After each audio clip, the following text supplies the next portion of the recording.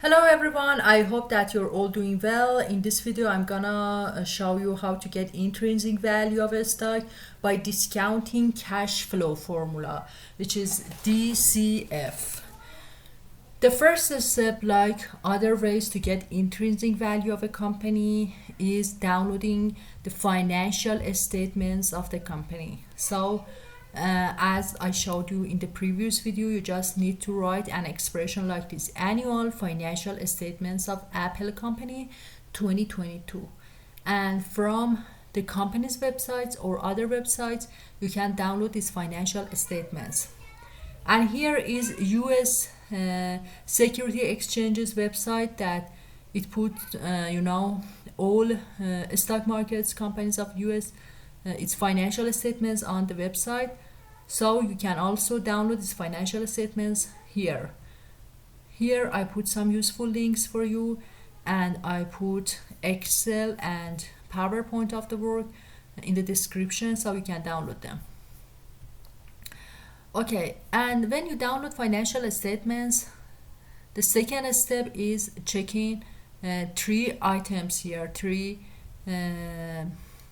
statements. It's income statements, balance sheet, and cash flows. And for getting DCF formula and DCF analysis, you need to look for free cash flows. That is cash flow that excludes the non-cash expenses of the income statements, such as depreciation, and include spending on equipment and assets, as well as changes in working capital. Here is net working capital, which means when you minus current liabilities from current assets, it gives you net working capital. And it also utilized WACC as a discount variable to account for terminal value of the company. Okay, free cash flow.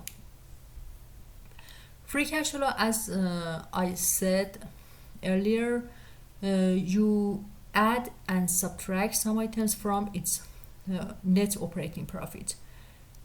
And these variables for operating profits, they are achieved from income statements.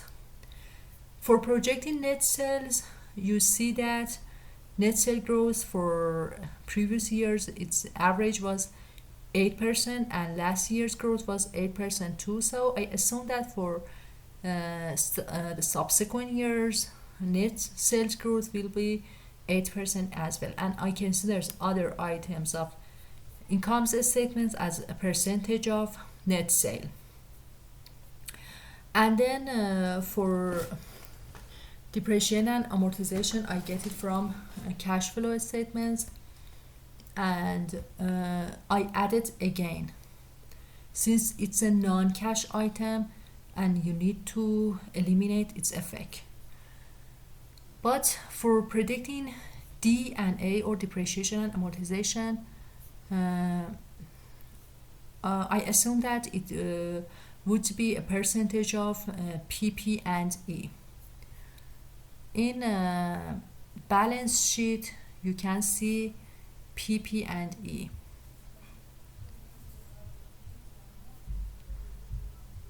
Here is net sales, COGS, which is cost of sales, and then you reduce operating expense to get operating income. And then in balance sheet, you can see PP and E. And I assume that both D&A, which is depreciation and amortizations, and capital expenditures are percentage of PP and E. So capital expenditures also, as I said, is percentage of PP and E. In balance sheet, you can see it. Here, capital expenditures is 25% of percentage of PP&E. Okay, now you know that how I get these numbers, and the formula is here, the formula of free cash flow. There's another formula that it applies interest expense, but we don't need it here. So when you get EBIT and reduce tax from it, and you add non-cash expenses that once has been reduced, and then minus changes in current assets, minus current liabilities, and minus capital expenditures, give you free cash flow. Okay, and NWC means, as I said, current assets minus current liabilities. And these items, two of them are extracted from balance sheets.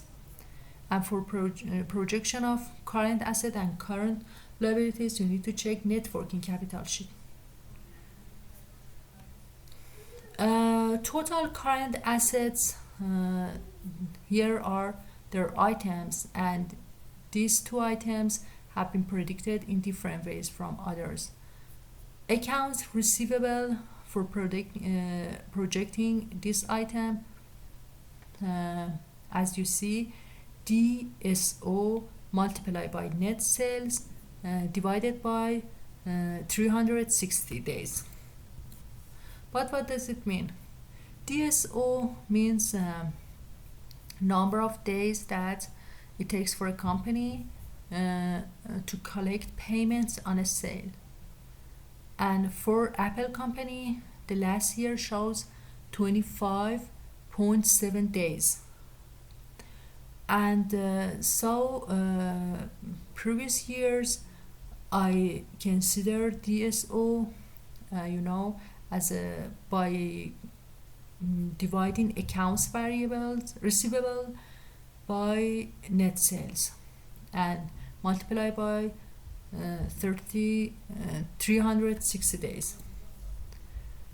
So these variables also have been predicted in the same way as accounts receivable, but others are percentage of net sales. For instance, account for inventories is a percentage of COGS instead of net sales. And for inventories, as you see here, it takes 8 days for the company to sell its inventories, and the sooner is the better for the company. Okay, after projecting all of these factors, you get total current assets and total current liabilities, and use them in your free cash flow. Net operating profit plus depreciation and minus capital expenditure and minus change in NWC gives you free cash flow. Change in NWC means NWC of each year minus previous year. After getting free cash flow, you need to discount it by CAPM. But what is CAPM? Before explaining CAPM, you need to know about WACC formula. Each company go through some expenses and costs to provide its financial needs, and these costs and expenses are whether in the form of debt or equity. And debt and equity has cost of equity and cost of debt. The formula of WACC is in the PowerPoint. The portion of equity to equity plus debt multiplied by cost of equity plus the portion of debt to equity plus debt multiplied by cost of debt multiplied by 1 minus tax. Since debts are taxable, so tax need to be reduced, eliminate from, debt.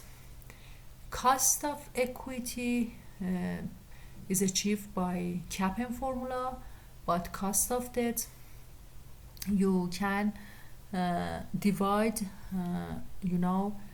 interest expense by debt to get cost of debt. But when I did it, I found that it's 2%, but currently Federal Reserve raised cost of debt to up to 5%, so I assume that it would be this number for the subsequent years. And then another portion of VAC formula is CAPM, which means that risk-free rate plus beta multiplied by expected market return minus risk-free rate. And risk-free rate is 10 years of treasury yield, and beta is achieved by covariance of return of market and return of stock divided by variance of market. And since for the Apple company it's around 1, a little more than 1, it means that the company has high market sensitivity. You can study about CAPM formula if you are confused about it now. You can study more to get familiar with the formula. And then here market risk premium is expected market return minus risk-free rate, and 10 years treasury yield of was as I searched it was this number 3.60%. We can search it now to be sure that our number is correct. 10 years of treasury yield.